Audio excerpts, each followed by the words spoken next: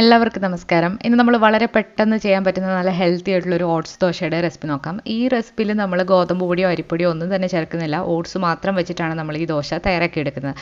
നല്ല ടേസ്റ്റിയാണ്, അതുപോലെ തന്നെ നല്ല ഹെൽത്തിയുമാണ്. അതെങ്ങനെയാണെന്ന് നോക്കാം. ആദ്യം തന്നെ നമുക്ക് കുറച്ച് ഓട്സ് ഒന്ന് കുതിർക്കാനായിട്ട് വെക്കണം. ഓട്സ് ഏത് വേണമെങ്കിലും നിങ്ങൾക്ക് എടുക്കാം. റോൾഡ് ഓട്സോ അല്ലാന്നുണ്ടെങ്കിൽ ഇൻസ്റ്റൻറ്റ് ഓട്സോ ഏത് വേണമെങ്കിലും നിങ്ങൾക്ക് എടുക്കാവുന്നതാണ്.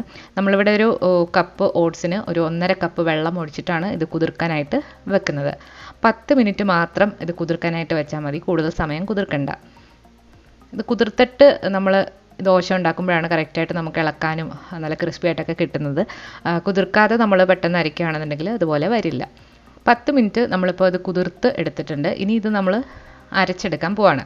അപ്പോൾ അതിന് വേണ്ടിയിട്ട് നമ്മളൊരു മിക്സിയുടെ ജാറിലേക്ക് ഒരു 5-6 ചെറിയ ഉള്ളി ഇല്ലാന്നുണ്ടെങ്കിൽ നിങ്ങൾക്ക് സവാളയും എടുക്കാം. അതുപോലെ ഒരു ചെറിയ കഷ്ണം ഇഞ്ചി, പിന്നെ എരിവിന് ആവശ്യമായിട്ടുള്ള പച്ചമുളക്. നമ്മളിവിടെ 2 പച്ചമുളകാണ് ചേർക്കുന്നത്.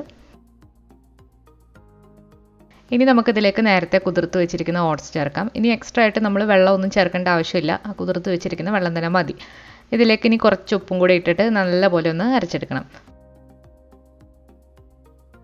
അപ്പം ഇനി നമുക്ക് നന്നായിട്ടൊന്ന് അരച്ചെടുക്കാം. അപ്പോൾ നമ്മൾ നന്നായിട്ട് അരച്ചെടുത്തിട്ടുണ്ട്. മാവ് ഒരുപാട് ലൂസായിട്ടല്ല ഇതിരിക്കുന്നത്, എന്നാൽ ഒരുപാട് കുറുകിയുമല്ല. ഇതുപോലെ ഒരു പരുവത്തിലാണ് ഇരിക്കുന്നത്. അപ്പോൾ ഞാൻ പറഞ്ഞിരിക്കുന്ന കറക്റ്റ് അളവിൽ വെള്ളം എടുക്കുക. ഇനി ഇങ്ങനെയാണ് ഇത് ദോശയാക്കുന്നത് നോക്കാം. നമ്മളൊരു തവ ചൂടായി വന്നപ്പോഴത്തേക്ക് കുറച്ച് എണ്ണ തടവിയിട്ട് നമ്മൾ സാധാരണ ദോശയാക്കുന്ന പോലെ ഒന്ന് പരത്തിയെടുക്കാം. നമ്മളിതിൽ ബേക്കിംഗ് സോഡയോ മറ്റൊന്നും തന്നെ ചേർത്തിട്ടില്ല, എങ്കിൽ കൂടി ഈ ദോശയിൽ നല്ല ഹോളുകളൊക്കെ വന്നിട്ടുണ്ട്. അതുപോലെ ഒരു സൈഡ് നന്നായിട്ട് മൊരിഞ്ഞതിന് ശേഷം മാത്രം അടുത്ത സൈഡ് തിരിച്ചിടുക. ഇതിലേക്ക് നമുക്ക് എണ്ണയൊന്നും ഡ്രിസിൽ ചെയ്ത് കൊടുക്കേണ്ട ആവശ്യമില്ല.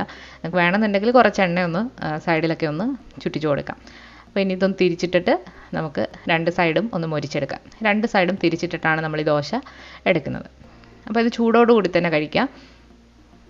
വളരെ സിമ്പിളായിട്ട് ചെയ്യാൻ പറ്റുന്ന നല്ല ഹെൽത്തിയും അതുപോലെ ടേസ്റ്റിയുമായിട്ടുള്ളൊരു ഓട്സ് ദോശയാണ്.